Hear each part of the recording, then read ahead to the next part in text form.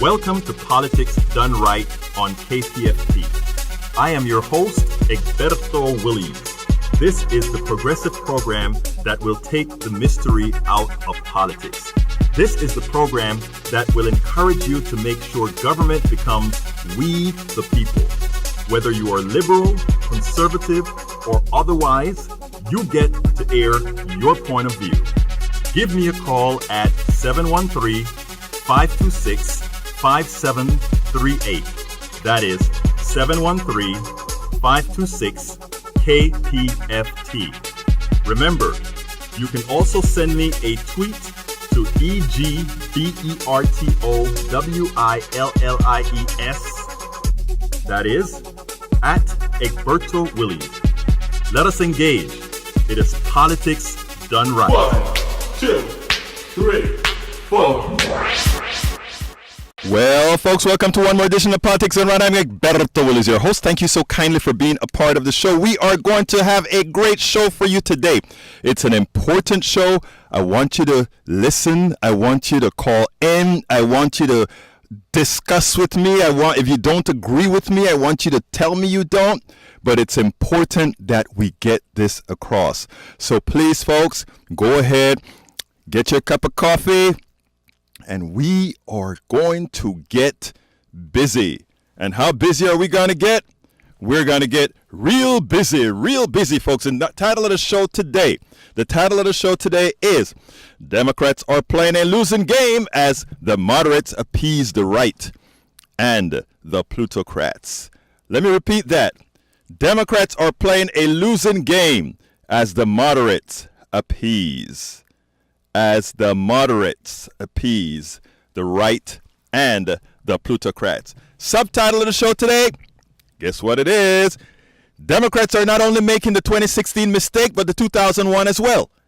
At what point does the rank and file come to grips that it isn't ineptitude, but a goal to hold the left in check and with the real wants of the masses? Think about that. It may not even be an accident, folks. It may not be an accident what we're talking about. Anyhow, I have been searching for hair strands all over my bald head and couldn't find any to pull. Oh hell, did I forget I shave this head every morning? Why do I want to pull the hair out of my head? Well, at first I thought it was the ineptitude of the Democratic Party. Look, I know the centrist leadership of the party is also the ward of the Plutocracy. Typo in my prose. But I have always looked at it as a necessary evil. In other words, I was okay with placating these forces for the better good. But the puppeteers continue to get greedier. Feeding incremental wealth growth means ultimately maximum extraction of wealth from the masses. As such, they are now requiring the centrists harm their constituents. And the game is on. From the media to the party to the supposedly independent institutions are all on the same page with the right in trying to rein in the wants of the majority. The result of this ill-advised action will result in an unnecessary democratic chaos, and with that, a loss that will be bad for the masses, but meh for the centrists and the plutocracy. And what happens thereafter? Both our brothers and sisters in the middle class and poor, both on the left and right, are irreparably hurt. I have a few typos in that blog post, folks, so don't hold me too hard towards it, but I'll fix it later on this afternoon. But before I get to the program, I want to remind all our listeners that KPFT is a bastion of intelligent voices and programs. As a political activist myself, my favorites are Think Wing Radio with Mike Honig at 3 p.m. on Mondays. Open Journal with Dwayne Bradley and crew on Mondays at 6 p.m. And of course we have Jazz Latino Afro-Cuban Latin Jazz at its very best, hosted by Juan Flores, my buddy, every Tuesdays at noon till 2. And I think he has an HD show as well that I don't quite know very well. Do you remember when his show is? Nah, not the HD one. Okay. Then, of course, there's Gener Asian Radio, a weekly radio program featuring an eclectic mix of Asian underground, Bagra, Bollywood funk, Hindi, Rai, where ancient sounds meet future beats. And that is right after this show between 4 and 6 p.m. That is the music that I listen to on my way home because you know what? It's different, it's great, and it makes you just want to listen and listen and listen. Then there's Really But Not Really, a hip-hop and R&B parody show on Wednesday at 10 p.m. by Rosemont and others. Border Radio, Best of Americana Music featuring Susan Darrow. That's on Thursdays at 4 p.m. That used to be the show right after mine till they moved me till Tuesdays. And then, of course, there's Black on Black Sides, a public affairs program where they, with the effort to highlight politics and public affairs in line with our individual and collective worldviews. Fridays at 12 to 2 on HD2. So, folks, please check out our full schedule at kpft.org, where you can find programming from music to politics to medicine to the eclectic. KPFT is a listener-supported public community radio program, radio station. So please remember that if you like what you hear, visit kpft.org and ensure we remain a strong, and I mean a strong and a necessary, and believe me when I say necessary, folks, a necessary station, a necessary, strong, viable community radio station that provides news, programming, and information not influenced by the corporatocracy. So, folks, do you know what time it is? It's time for the weekly blog post. All right. You know, last night I placed a video on YouTube, and then I kind of cross-blogged it to Daily Kos and the Democratic Underground, and it was, it was a snippet from Alexandria Ocasio-Cortez. I continue to be impressed by her. There are so many Democrats and other, rank-and-file Democrats that see this woman as somebody who is young and precocious, and I recall what somebody said recently, a writer from Austin, and I think people should listen to that. And his thought is, there are many people, look, there are some people who honestly are centrists. They really are not as left. I don't know why, but they're not. But, we live in a free country. People have differences. So they genuinely just don't like the policies that Alexandria Ocasio-Cortez is championing. And by the way, I don't want anybody to believe that all of us progressives just think, oh, came Alexandria Ocasio-Cortez and there are all these new things that, no. These are old, there's not much new to what Alexandria Ocasio-Cortez is saying, okay? We've been preaching these things for decades. What's different is within that body, within that entire intellectual being, there is a young woman who puts it all together in a fashion that is appealing to the entire progressive movement, and we think to the entire country if given a chance to sprout. You can have great ideas. You can have wonderful ideas. But if you are not able to get it across, if you are not able to generate some buzz with your ideas so that more than the few sees it, that's all it is, an idea. And what I think she presents us with is in that entire package. I interviewed her in Netroots Nation in 2017, just before she won the election. And right then, in talking to her, it's funny because I interviewed her twice. The first time, I had an equipment failure. And I went back to her and I told her, hey, I am sorry. I went back to her people, actually, and said, I'm sorry, we're having problems. Could you do the interview over again? And without a problem, she just came and said, oh, yeah, no problem. And she came and she did the interview again. And while talking to her, there are several things that I noticed, right? First of all is she didn't make an issue out of having to repeat something. So she was generous, she was magnanimous with her time. And everybody was pulling at her because her star didn't start after she won. Her star started way before she won. Everybody was grabbing at her, wanting her to come out to, and, she came and she did the thing with our, we were representing both KPFT and Politics Done Right with Coffee Party USA out there. And, it wasn't a problem. She did it. And after speaking to her several times, I looked at her and I said straight up, "You're going to be the next rep." And she, shook my hand and laughed. And she said, "Oh, really? You think so?" I'm like, "I'm telling you, you will be the next rep from the district in New York." And by God, she was, or she is. Of course, now I'm having problems getting to her people to get her live on air, so we'll see how soon we can get her again. But the whole gist of the story is she presented the total package that was able to get that message a whole lot out.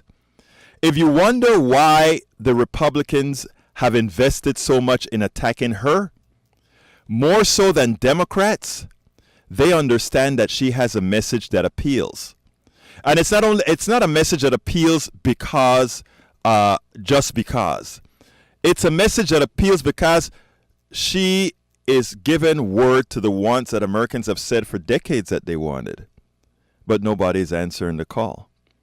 No politician's been answering the call. They've been centrists about it. They've been moderate about it. So the idea here, folks, is this.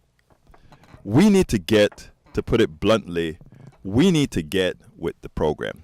So anyhow, the title of the blog of the week is Democrats, Stop Playing into the hands of right, play to win it all.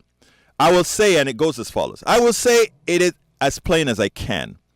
The corporate media, the liberal and moderate punditry, and centrist politicians are a clear and present danger to a 2020 Democratic win.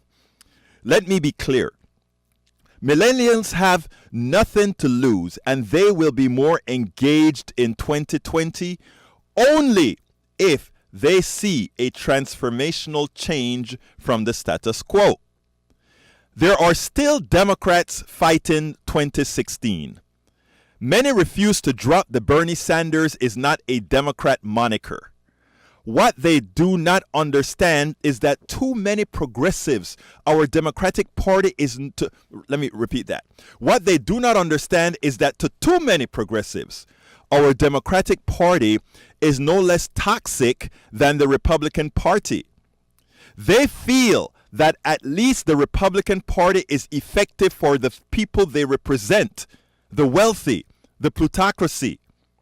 The Democratic Party, notwithstanding an intransigent Republican Party, has been functionally ineffective for those who need them most. That is not a kind statement, but through the eyes of the aggrieved, it is as kind as one can be. It really isn't about Bernie Sanders proper. It isn't. It isn't. Bernie, as usual, has been getting large crowds. But as I mentioned on a recent Facebook post, as I posted one of his big rallies, it is essential to understand what we are witnessing. Again, it really isn't about Bernie Sanders proper. It is about the disgust many, especially young people, who are starting to realize that they've been had. He is just the instantiation of a perceived solution to that reality. As the Democratic establishment rehashes the 2016 modus operandi, instead of supporting a real cadre of systemic changes, things won't go well, absent a change. To my older Democratic brothers and sisters, put yourself in the shoes of millennials and Gen Zs. Yes, some are doing just fine, but most are not. Some of the stories I hear from responsible folks are distressing. Timidity and the status quo just won't do it for them. After all, most of them have nothing to lose. But if you lose them, the entire progressive movement loses. So, what is there to do? What is there to do? Lean in, lean in, lean in. Let the aggrieved lead. Let their wants and needs lead the debate. Do not attempt to fit their wants and needs into a system that so far has failed them. Because, folks, that is how they see it. They see, whenever they hear the word centrist, whenever they hear the word moderate, whenever they hear the word that says, let's not go too far left, what they are hearing is more of the same. That's how they feel. More of the same. And remember what I said up top. We can't win it without them, but we can lose it all without them. You know, this is not about appeasing those of us, the elders, the older Gen X's, the older baby boomers, the elderly. That's gone. We have to realize the only win. You know, I mean, and let me say, when I say that's gone, we've taken a whole lot more from these folks that now make up the largest voting bloc. And if we lose them to something else, if we lose them to a fallacy, we've lost them likely for good. I'm hanging with a whole lot of millennials, and I'm telling you, we have to start looking through the eyes of these other people that are finally not going to have the progressive growth that has been customary generation after generation after generation. For the first time, think about it. How many of them are living with you, my brothers and sisters? My Gen X's, older Gen X's and baby boomers, how many of your kids are living with you now? How many of them are we saying, when we were your age, we could do X, Y, Z? When we were their ages, we didn't have to pay the kind of tuition that they're paying. When we were their age, we didn't have the expenses and the student loans that they had because we could afford college. When we were their age, one only needed a job. The constant extraction that we have allowed, and notice I said we have allowed. We allowed our gullibility to believe the crap of the right. We believed the Powell Manifesto. We were gullible. And I know I'm not talking about all of us. Those of us that are talking here, we know. Look, we never were gullible. We've been preaching against this for a long time. But what I'm trying to get in the psyche, folks, is that to them, it's just we who have damaged their future, which will never be like ours. So continuing the blog.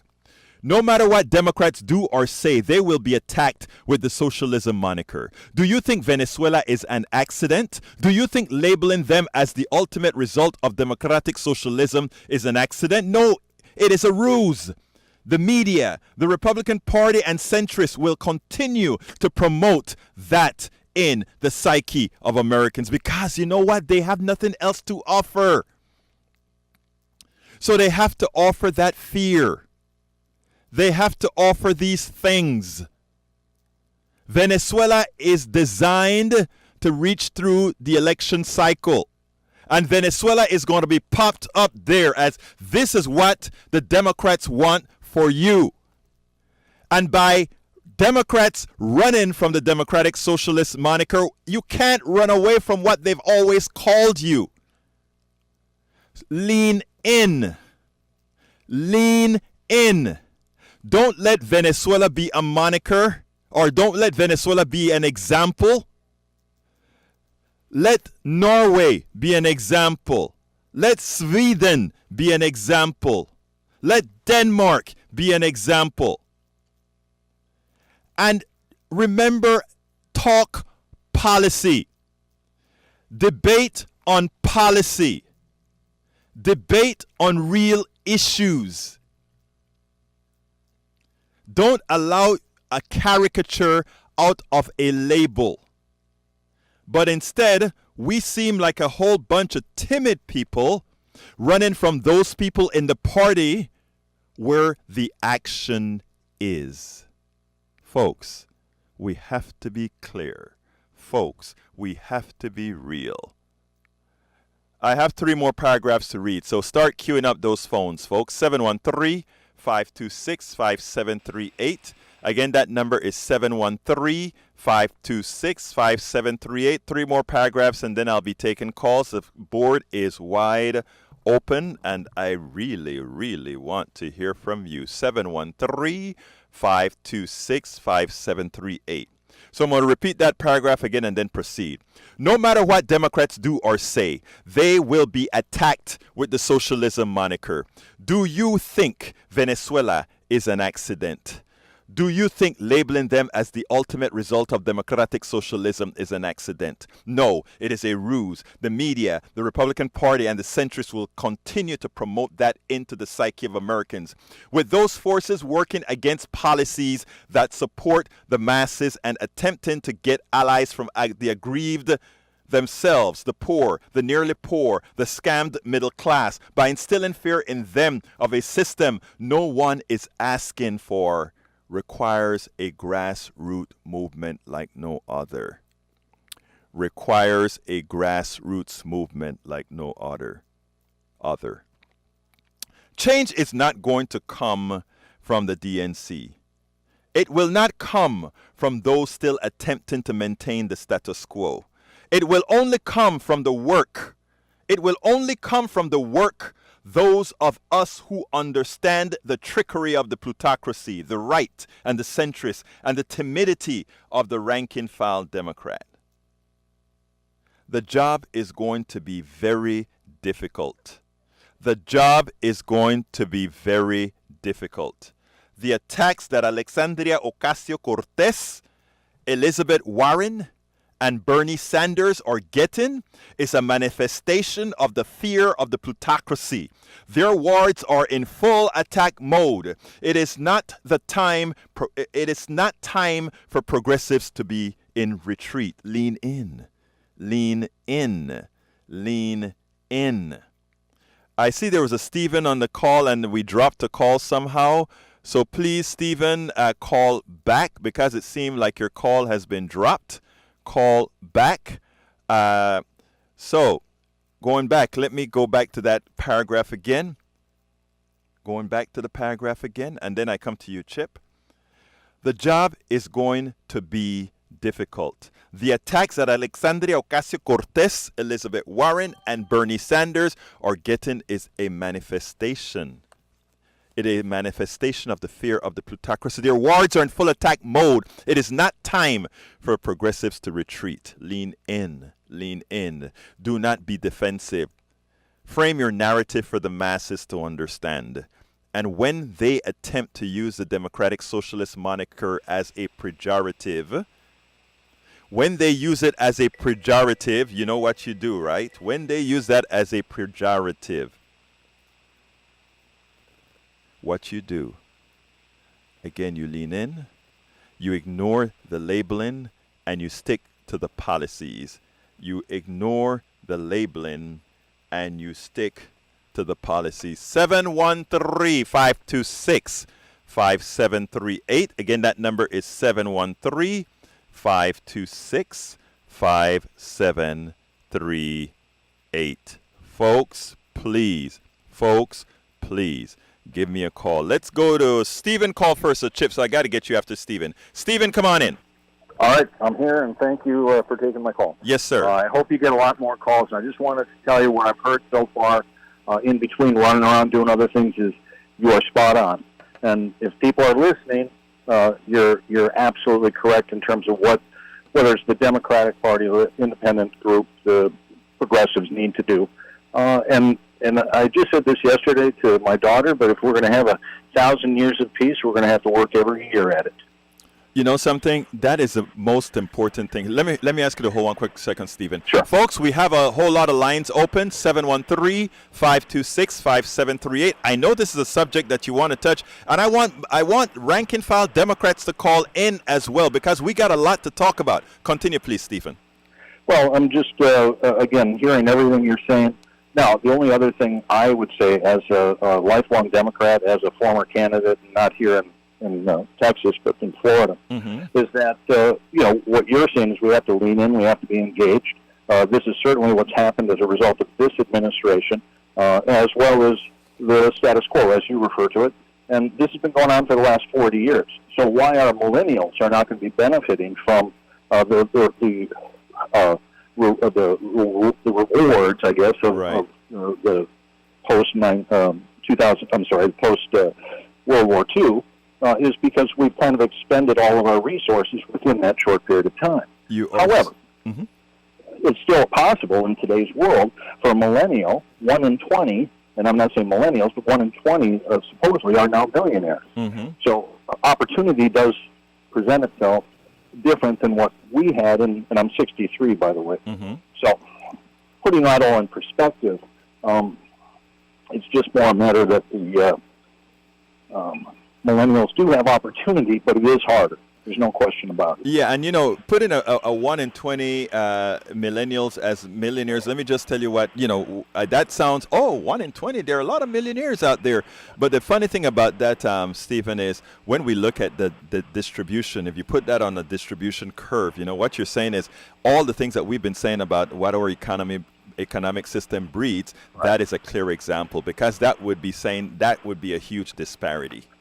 Well, I'm also a former teacher, and one of the things I used to say to my students to make them think, and I think critical thinking is an important thing. Yes. In the United States, and this may not be an accurate statistic today, but of the world's resources, we are, and population, demographics, we are 6% of the world's population. That is the United States of America. We use 25% of the world's resources, and that's over the last 40, 50 years. Those numbers are still accurate, sir. I've been doing some research on that. So, and that is something that we have to be aware of, and that is something that we need to be humbled by in the way we deal with the rest of the world. So thank you so much. Well, in the past, there's been stories, the ugly American. That's one of the reasons for that. Right.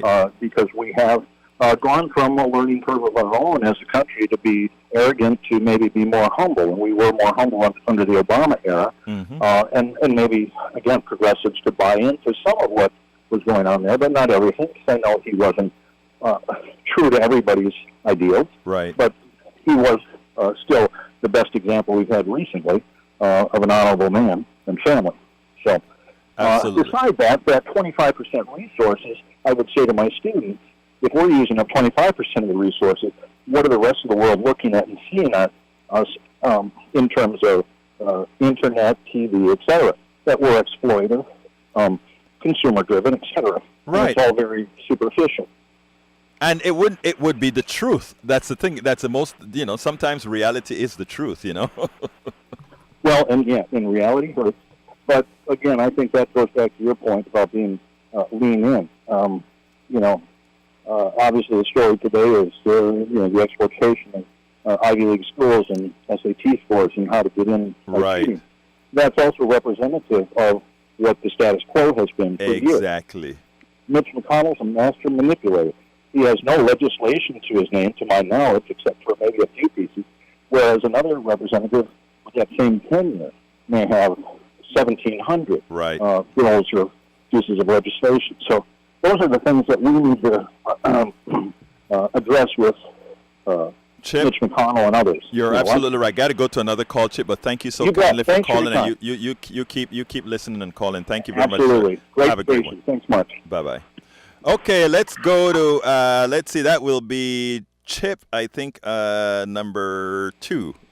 Chip? Chip or Jim? This is, okay, maybe it's Jim. I don't know.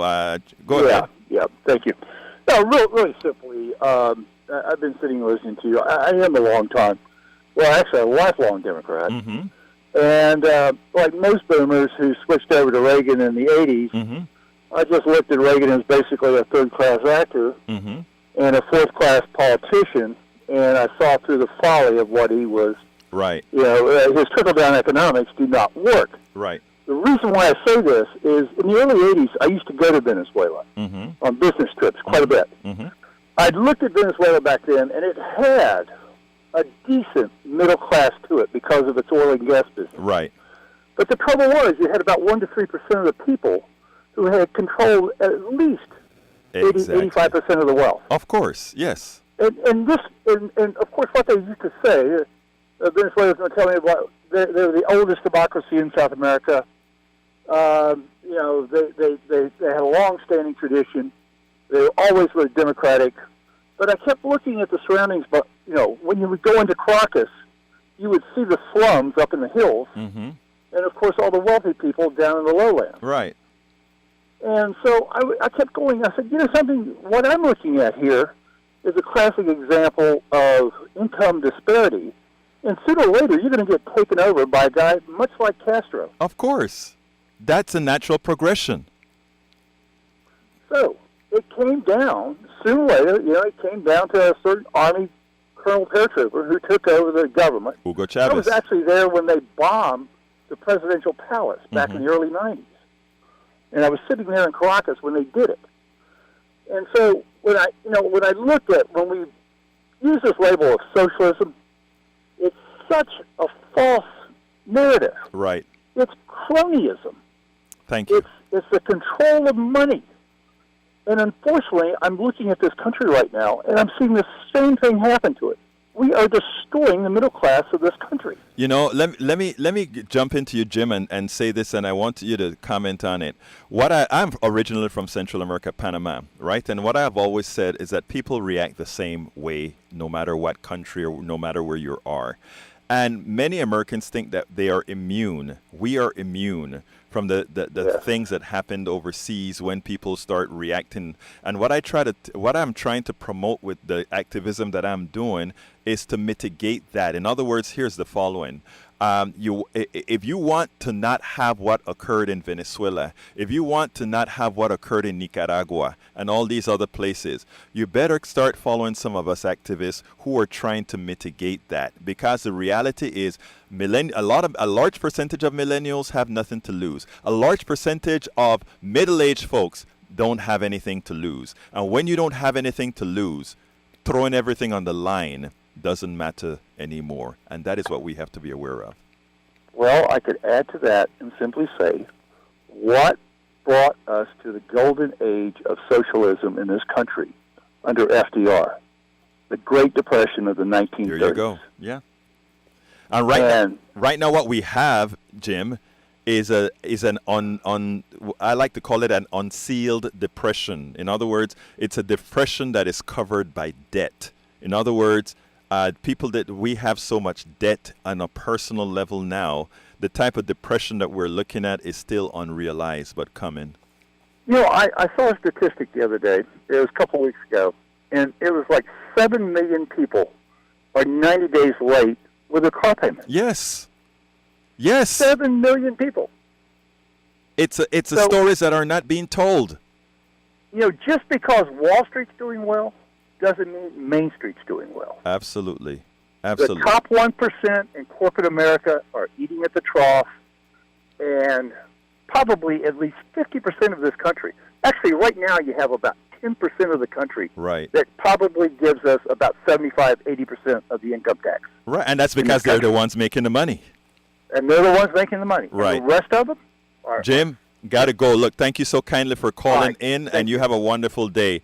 Okay, let's go, folks. Telephone number 713-526-5738. Again, that number is 713-526-5738. And we're on with Dave. Come on in, Dave. Hey, I'm far from being a progressive. Okay. So I'd like to know your viewpoint on what you think about the Federal Reserve. Let me tell you what should be done with it. I love that you asked that question, my friend. I don't believe in the private ownership of the money supply, which is pretty much what we have in this country. I agree 100% with you. Right. I believe that the American people do not see how they're being taken advantage of by the richest people around the world The Federal Reserve, they don't realize is a private organization. Right.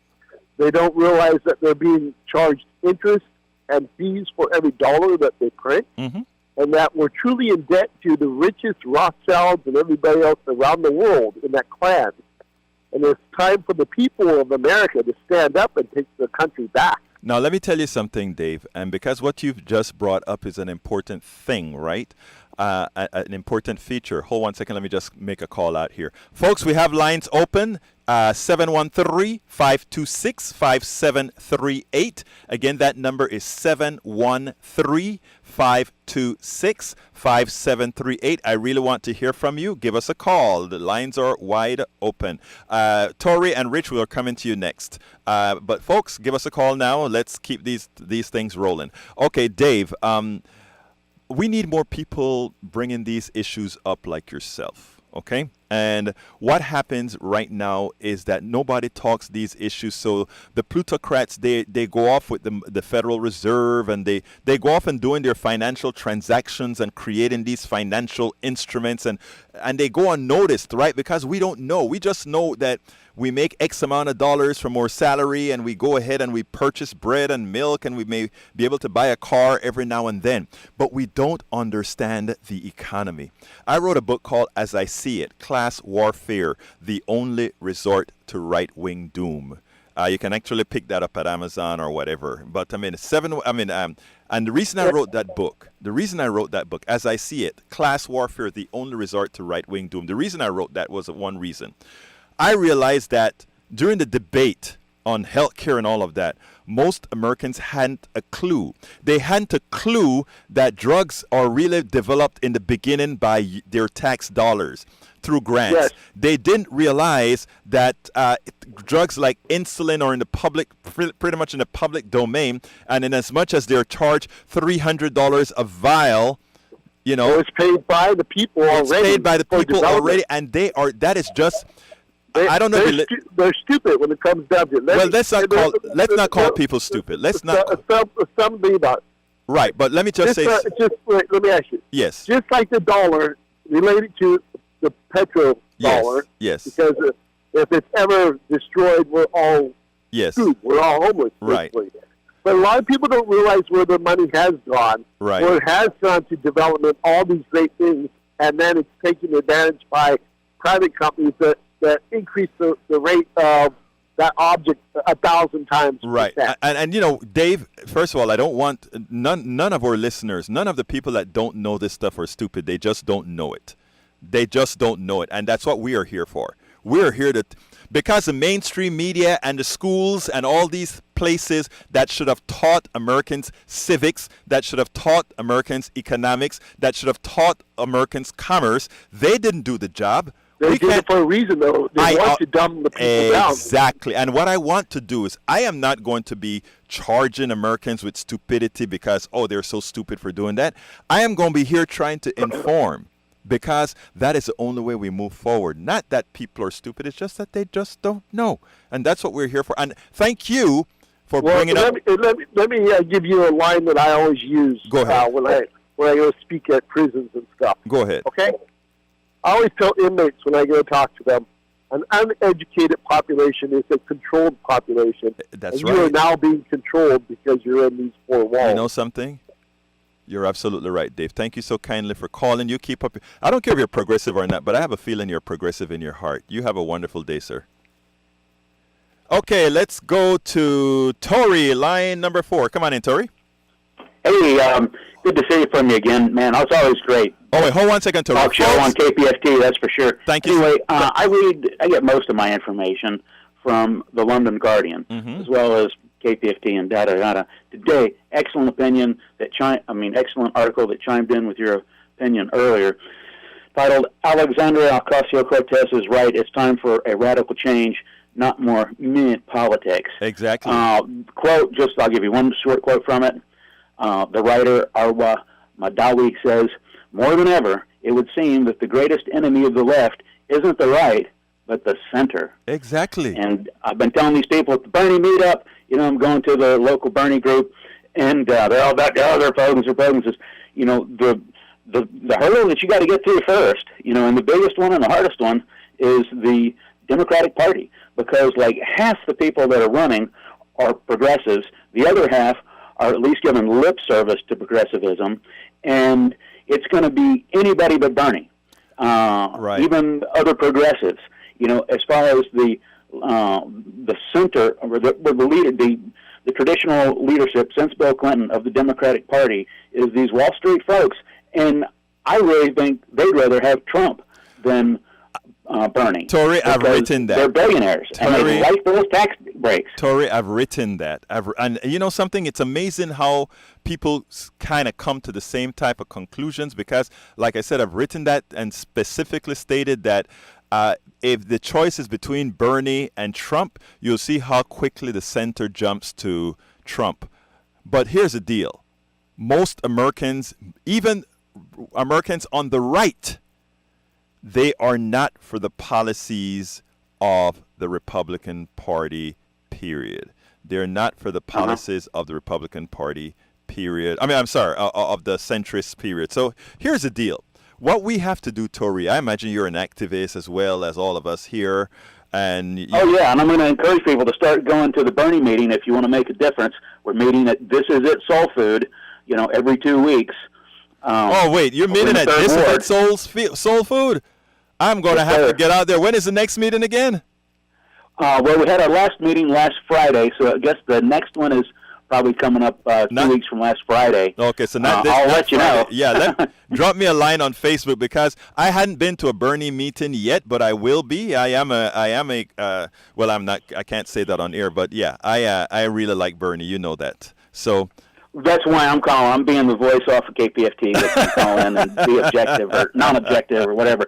Houston's Organizing for Bernie. That's the Facebook group. Houston Organizing for Bernie. Everybody jump in the pool. Hey, Tory, make sure that you kind of tag me wherever you can on that stuff so I can see it. Well, thank you so kindly for calling. Okay, my brother? Okay, have a good one. Have a good one. Keep on rocking. All right, Cheers. Take care, buddy. Bye-bye. All right, let's go to Rich. Come on in, Rich. Hello. Hello, Rich. I appreciate everything that you have said so far. I looked at your blog entry. I was listening to Democracy Now! The other day, and they were talking about we need the Democratic establishment saying that they need to defend our seats. I would rather, I'm a lifelong Democrat, I would rather lose every seat if I was not on the right side of these issues. I mean, that is the point. And money in politics is the root of all this, where we've got to move to an end, has to go somewhere to get rid of this money. But there's certain core issues that have to be addressed. And these candidates, I'd love to see a woman be president, but if a candidate can't help but take money from corporate interests and PACs, they just, even if they don't want to, they're going to pick up the phone and call back that person that's giving them that money, and that's going to arbitrarily influence them. And so a litmus test of, you don't take money except for grassroots. You don't you support things like universal health care and so forth. These are issues that we do have to be bold on, and we do have to say, if we're going to lose on these, then we're going to lose. But those are let me tell you, you're kind of breaking up a bit, Rich, but I understand what you're saying. But let me tell you something about what you said, which is so important. And I've been going back and forth with, at some point, do we have to lose everything to make our point? And what I mean by that is either jump on board or we'll just say, we'll let it all go. People see how bad things can get, and then we have the what do you call that thing? Like not a cataclysmic change, but then you have I don't remember the word that I want to use. But anyhow, I jump in two places, right? Because I realize, we always have to think about humanity and how many people would get hurt, all that good stuff. But I tell you where I come by now. Let's look at Texas. Texas, in as much as there is the Affordable Care Act and the Medicaid expansion to the Affordable Care Act, our government decided to kill 2,000 plus people per year by not accepting that thing. We have to finally say, at some point, we have to let them pay the price. And I mean the price, I mean our side, if they're just going to acquiesce to what's there. Go ahead and continue, Rich, before I go to Jay. Well, one other point that I agree with that. And one other point that I'd like to make is, when we bailed out the corporations, we left people that didn't have jobs, coal industry and so forth. We should have bailed out our citizens as well. We wouldn't be in this situation. So we catered to the people that were providing funding for our campaigns, but we didn't cater to the people that needed it. And that's a very profound statement. And you know what? You're absolutely right. If we had instead let those guys who created the credit default swaps, those guys who created all these financial instruments based on lies. In other words, they knew a lot of people were getting loans that they couldn't afford. They knew, let me tell you this.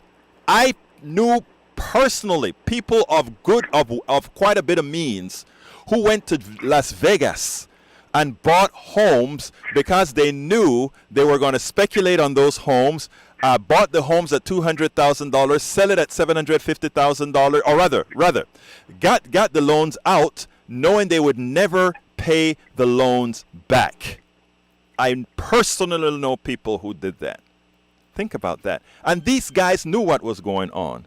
But anyhow, I got to let you go. Rich, thank you so kindly for calling into the show. We'll talk later, okay? Very good. You have a wonderful day. Okay, next call is Jay. Come on in, Jay. Yes, sir. Can you hear me? Yes, I hear you clearly. Yes, very good program. I enjoy it.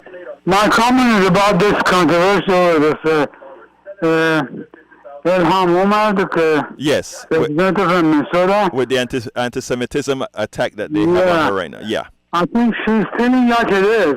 I'm just wondering why me as an American taxpayer pay over $4 billion a year to the state of Israel to spend on their defense. Not that they are starving to death, but spending money on missiles and tanks and planes. But those bridges are falling down, according to the Department of Transportation. Right. There's over 7,000 bridges that are in big need of repair. Let me tell you. We don't have money to repair those bridges or roads, but we have money, $4 billion, right, to give to the state of Israel. I don't know what's wrong. I mean, she's right. The Representative Omar, she's 100% right. She's right on the money. Okay, let me qualify. I don't know why the Democrats, all the politicians, are criticizing her, Let me tell you what I did. I don't understand why Jay? state of Israel became 51st state of the United States. Okay, Jay. We have to give them no matter what, you know? Jay, I just don't get it. Jay, let me qualify that. First of all, we're talking two separate issues. One is the attacks by Democrats themselves on Ilhan Omar for the statements that she made. Okay, what I did is I always try to look into sensibilities from other people. All right, both whether they're Jewish, Muslim, atheist, whatever. So what I did is I went ahead and I got a friend of mine who writes, both of us write for Daily Kos, which is the largest liberal rag in this country. Both of us write articles there every Sunday. And what I wanted to do is he wrote an article critical of Omar, but not in the sense that many would think. He does not think Omar is anti-Semitic. He just thinks that Omar, there are this is what he tells me. There are four tropes that really get under the skins of Jewish people, and she used several of them, and what he wants from her is simply to realize and have some sensitivity with how certain things are taken within that community. That is completely aside from Israel, the nation, which we are really what we are doing with Israel is wrong. Okay, so your point is taken. Your point is taken. But what we don't want to do, and what I won't do on my show, is conflate issues. I learned a lot from him today when he spoke to me. I'm airing that program on Friday or Monday. I'm not sure which one yet. But what I'm saying is, let's not, if we conflate the issue, we're going to get arguments and we're not going to get anywhere. If we make sure and separate the Ilhan Omar statements that some took as anti-Semitic and then expand, or not expand, but separately talk about what we're doing with Israel, it makes a lot more sense. We shouldn't put them together, and that's what I'm trying to create, a dissection from that. But I got to go because I'm running out of time and I still have callers. Yeah, but the bottom line is, like you said, we have over, what, $2 trillion deficit. Yes. But still, every year we're getting $4 billion. Gotta go. No question asked. But all the roads, bridges are falling down. I just don't get it, you know. Gotta go. Jay. The politician, Jay. Even doesn't matter, Republican or Democrat, you know. Jay, when please do me a favor. I never hang up on the folks, but help me out here when I ask you to cool out a bit. Thank you so kindly for calling, my friend, and I get your point. You have a wonderful day. Okay. Thank you very much. All right. Hey, somebody just hung up. I don't recall the person's name. Call back. I'll get to you right after Johnny. We still have a few minutes. Okay, come on in, Johnny. Hey, maybe James suffers from Magic Jack like me. I think so, Magic Jack, because anytime you talk, I'll be talking. And anyway, go ahead, my brother. Yeah, just as a technical test, did you hear me laughing just now? No, I didn't. Listen, I got a technical question. I don't know if you know the answer to this or not. Go ahead. I thought I had the answer until this morning on Democracy Now! Mm-hmm. This has to do with who pays for the publication of those hardbound, or should I say, I guess they're hardbound, they look kind of hard, that proposed budget that Trump has that I see being released at a government a government printing outlet. I thought taxpayer money pays for all that. Wait a minute. I'm going to answer you in a second. I don't know, but hold on. Folks, we have lines that are fully open, and I still can take 2 or 3 more calls. 713-526-5738. Again, that number is 713-526-5738. Call now so that I can get to you. I know you have something to say. Okay, Johnny, I don't have the answer to that question, but I am I will wager that the American taxpayers are paying the voluminous amount of dollars to print all that paper that very few people are actually going to get in there and read. Yeah, and that's what really irritates me, because even though I saw a young person going up to the counter with a copy of that thing, I guess they charge you a nominal amount, maybe to offset some of the printing costs. But what I'd like to see MoveOn.org and 1 or 2 other advocacy groups join forces for the purpose of suing Donald Trump to make him pay back the cost of his Secret Service and the printing of those worthless documents, and then have them recycled. I don't know if that's going to go anywhere, because I have a feeling every single president of ours so far did such a thing. You know, so I mean, that should only be for Republican presidents, and also Republican the House and Senate, because when what's-his-face was in charge of the House, you remember that big grin on his face? Yes. When he's proposing tools to fix America in his proposed budget? Yes. I remember very well. I know damn well he's not paying for it. Right. Look, we all know that, you know, we have big fish to fry, and we have to fry them, and you know, maybe some little wins like that, it's worth it. So yeah, maybe you should set up a, you know, not Democracy, no, Move On used to have this thing where you could sign up for little projects that you want to have. You should check it out and see if they still have that. I haven't checked on that lately. But folks, I'm hoping for an impeachment like maybe yesterday. That'd be nice. Well, I mean, you see what Nancy, hold on a second. 713-526-5738. I can take 2 calls maybe. 713-526-5738. Call now. Otherwise, I'm going to go into my ending monologue. Go ahead, you don't want that. Then again, I prefer that. Well, no, I would prefer we remove Donald. I was going to say Donald Pence. Donald Trump and Mike Pence out of office. Mm-hmm. That's all I want. You know something? Do you realize that the dream scenario is somehow both Mike Pence and Donald Trump gets impeached, and Nancy Pelosi becomes the president of the United States? The first woman coming about that way, but that people can have wishful thinking and dream. It won't happen. Well, I'm okay with that as long as she asks Stacey Davis to take her place in as the speaker. That'd be all right. Oh, really? Tell me more. Wait a minute. Did you say Stacey Davis? I meant Stacey Abrams. Thank Stacey you. Davis would also be good. Oh, okay. I was wondering, where did he You know, Stacey, my mind, okay? You got to excuse me.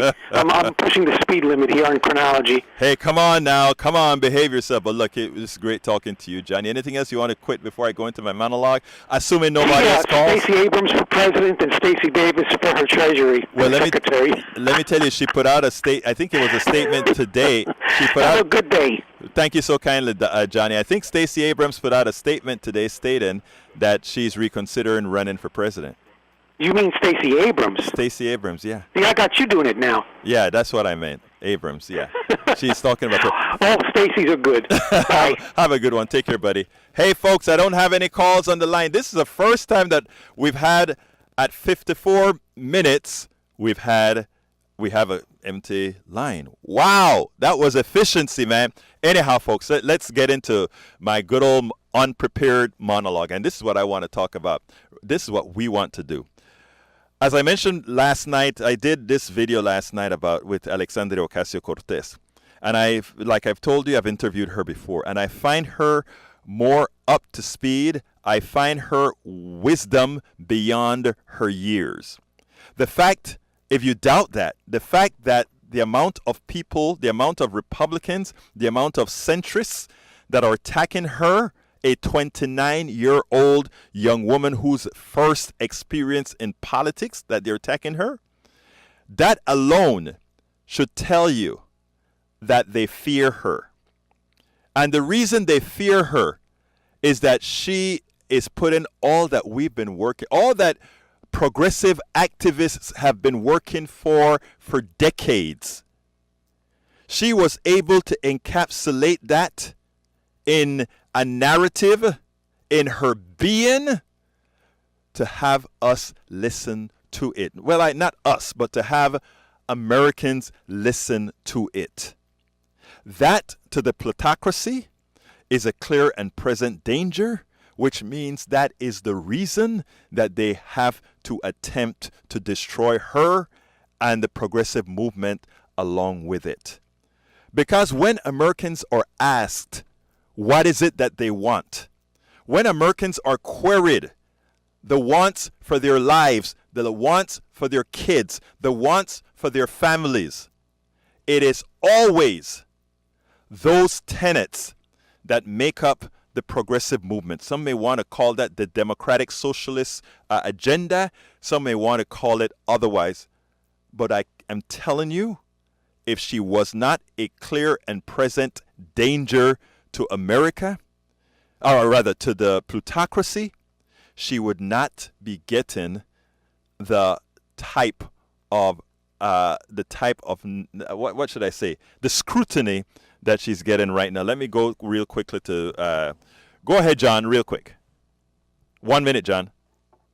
Talk about this economy and stuff like this. Yes, you have 30 seconds. Okay. Just want to let you know, we have the credit system that's really apparently everybody considers that credit system more important than their savings. Mm-hmm. And our overconsumptions, and we're creating debts. I mean, we're making people billionaires because of that. Mm-hmm. So I don't understand. I understand people talk about it, but it's like we're in this internal loop. Like I got to go now. Thank you so kindly for calling, John. Folks. Okay. Folks, this is Egberto Willies. This is Politics Done Right. Don't forget, check out As I See It, Class Warfare, the only resort to right-wing doom.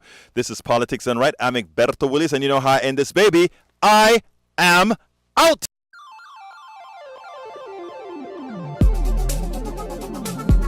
Thank you very much for listening to Politics Done Right. I am your host, Egberto Willies.